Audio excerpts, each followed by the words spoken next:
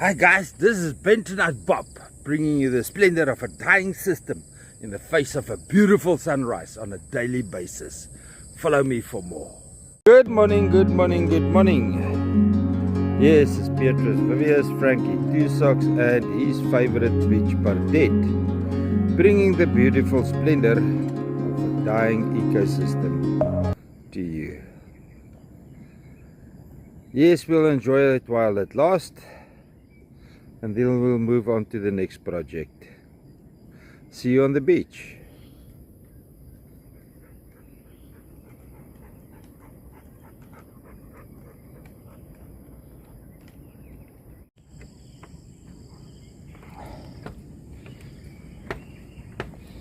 The tidal channel here on the boardwalk is still exceptionally high, but not energetic like yesterday. We entered the Blair Witch project with a beautiful orange glow there in the front.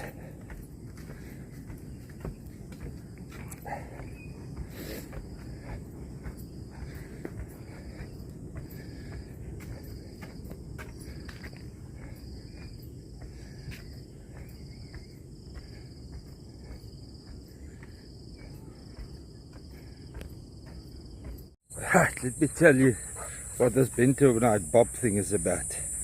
There's a couple of scientists that manipulate the outcome of the estuary management plan for their own financial gain, so that they can keep on writing expensive reports that they sell to the government that's actually worthless. Of course, this whole system was figured out by the Royal Society of South Africa back in the previous century, maybe in the 1700s already. And then the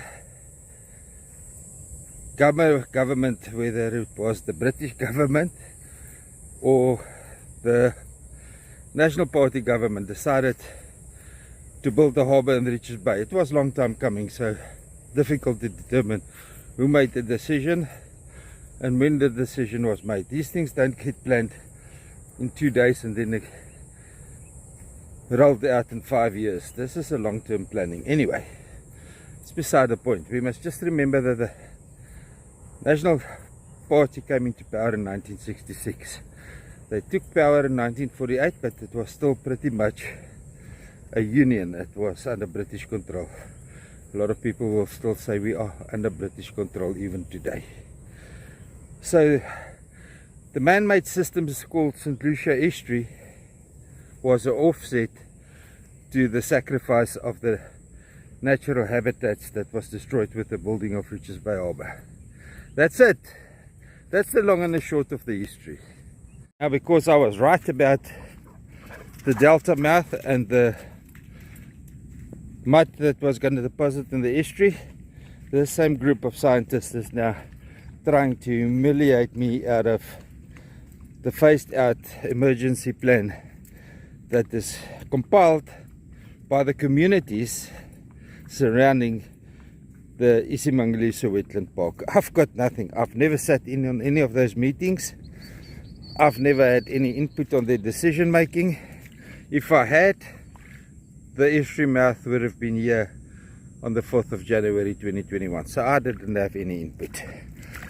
But because it's a community driven project, there's a lot of wisdom that goes into the planning. It's not one man's wisdom, it's a lot of wisdom. So everybody now knows that this bentonite is a problem, and it killed 328 hectares of mangroves. Now they're just trying to make a fool out of me to buy longevity into their scam. Won't work, guys. You will be, karma will seek you up. Even though the Christians support your narrative, karma will seek you up.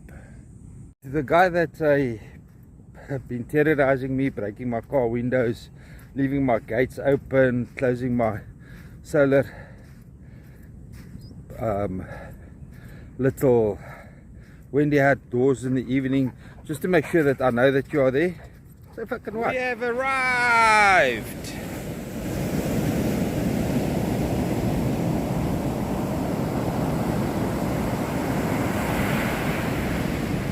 What a beautiful morning, and the colors of the ocean is already changing up north. So north of the main beach should be some good fishing. And I'm very happy for the good things they've done for our taxpayers in the past, because they don't understand how the corrupt money is working. And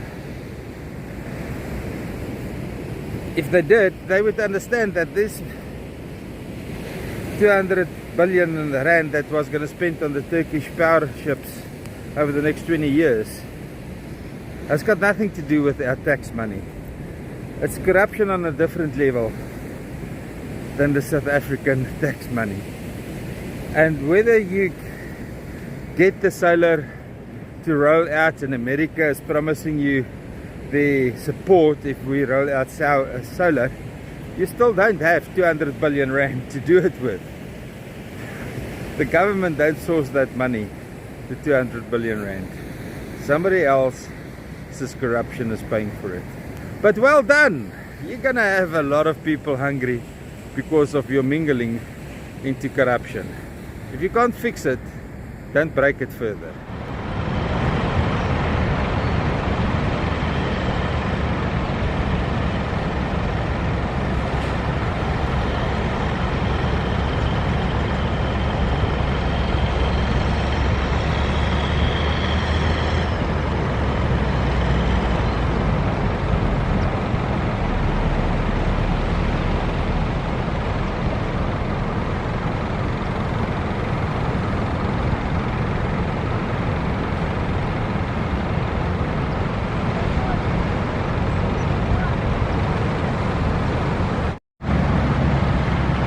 You're making noise.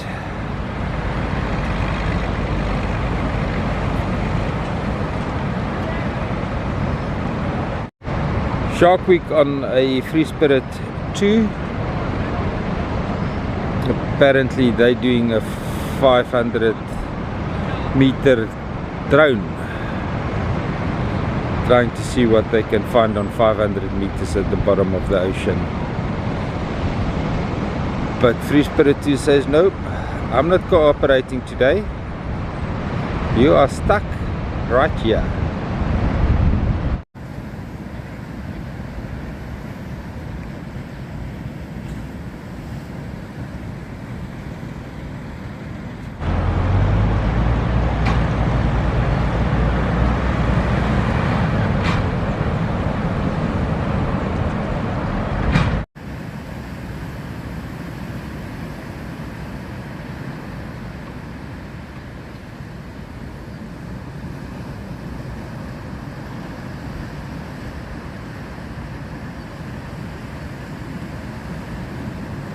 Waar loop jy rond dat jy nie saam met Bentonite Bob kom werk nie? Hè? Bentonite Bob werk, kom. Kom. Voel dit ongemaklik vir jou hierso? Ja. So we're crossing the peninsula. I'm trying to see what the birds is eating here.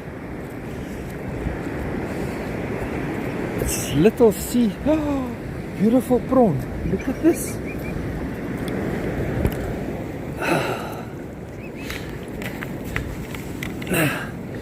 A proper healthy estuarine prawn. Look there.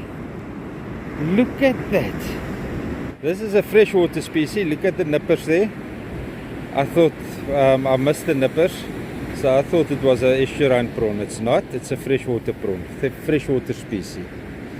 So it comes with all these plugs that was unstuck. Guys, I cannot talk enough about all the sediment build-up here.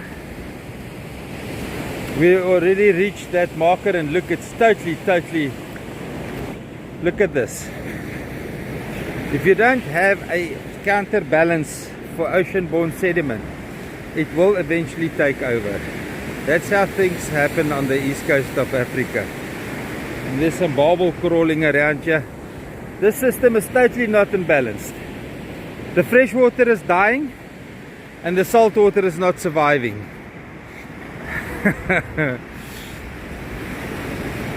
To be quite honest with you, it's a man-made fuck up.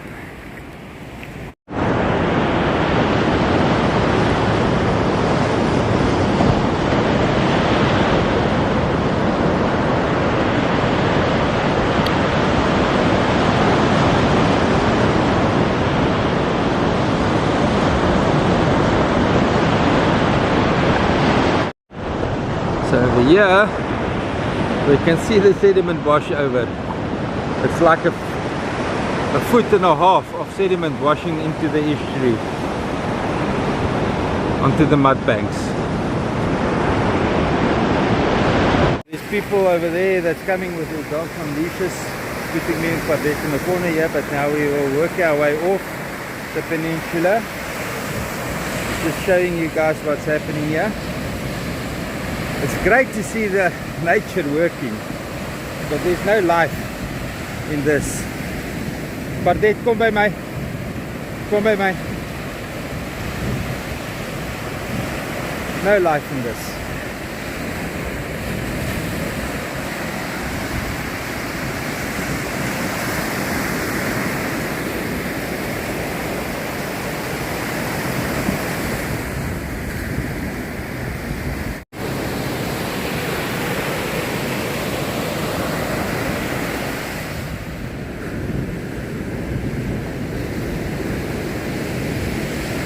There's a barbel that was washed out into the ocean. It's now trying to make its way back into the estuary. But the system is totally not in balance. The freshwater species is dying, the saltwater species is not surviving. It's a total mess. Literally make a living out of showing you how the system is dying. Can you believe it? After all the years that I've been living here in St Lucia and my family spent their energy and time building the town and the infrastructure, I'm making a living out of showing you how everything is dying. Hey? Full circle of life. Look over here.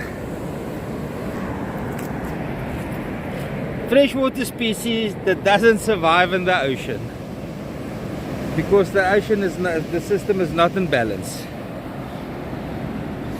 And it's a man-made imbalance. I don't care which scientists tell you what, and they can call me Bentonite Bob and asshole and Dom Moor and whatever they want. It's a man-made imbalance, and for the last 20 years nothing is surviving. Nothing. Everything is dying. The worst thing that could happen to us, I'm going to say it out loud, the worst thing that could happen to St Lucia Estuary and the greater St Lucia Wetland Park was World Heritage status. Okay, I've said it. Watch at this mole here in the wash zone of the beach, so that people don't say it's Photoshop. Look there, hey? For a couple of days now, this guy hasn't got water to drink or food to eat. He's in a desert. He's in a mole desert. And more plugs gets unstuck, and more biodiversity amongst the plugs is lost, and the sediment and mud just takes over. The beautiful sound of ANC success. It's ravaging the community here in St Lucia Estuary. And then the Eskom staff that used to terrorize me can't do that anymore either. Eskom! You cut off my power. I'm still here. You're still useless. You can't terrorize the community anymore. We've got your number. Nothing is gonna change, ne? Useless bastards.